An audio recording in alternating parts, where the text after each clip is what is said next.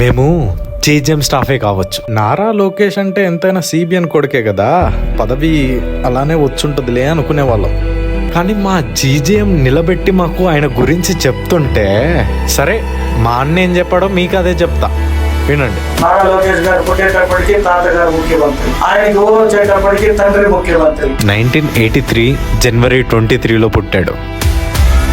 వాళ్ళ daddy Chandragiri settlement నుంచి ఎమ్మెల్యేగా పోటీ చేశాడు. ఇప్పుడు ఖచ్చితంగా వాళ్ళ డాడీ పేరు చెప్పాలా? మీకు తెలీదా? సరే లాగెందుకు, స్కూల్కే పోదాం డైరెక్ట్గా. జూబ్లీ స్కూల్లో స్కూల్ కెరియర్ కంప్లీట్ చేశాడు.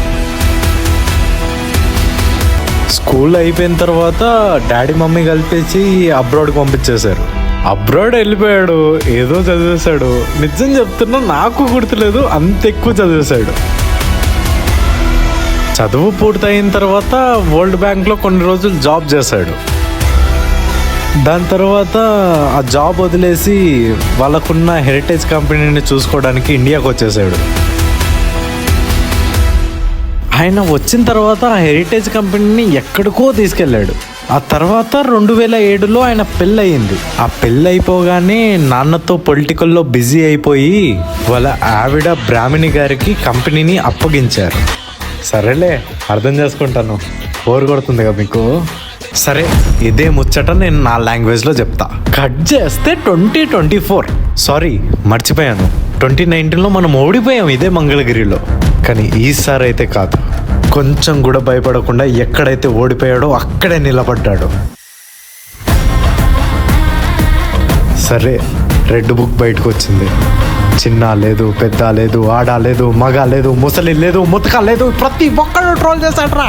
ఏ అధికారులు అయితే చట్టాన్ని ఉల్లంఘించి మమ్మల్ని ఇబ్బంది పెట్టారో, ఇదిగో ఎర్రబుక్కు, వాళ్ళ పేర్లు బుక్ లో ఉన్నాయి, వాళ్ళు వదిలిపెట్టే ప్రసక్తి లేదు.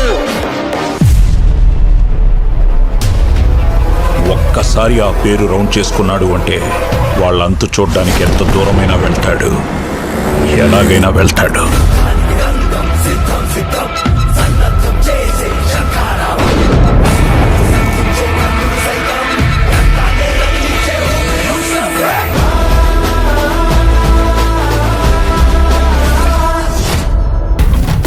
ఇప్పుడు అదే మంగళగిరిలో గెలిచి చూపించాడ్రా.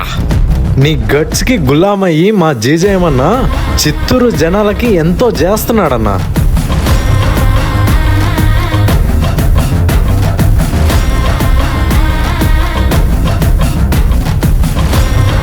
విజన్లో క్లాస్, యాక్షన్లో మాస్, నిజమైన యంగ్ అండ్ డైనమిక్ లీడర్ మన లోకేష్ అన్న. స్టేట్ ఫ్యూచర్ మార్చగలిగే సత్తా ఉన్న ఏకైక నాయకుడు. Happy birthday Lokesh Babu.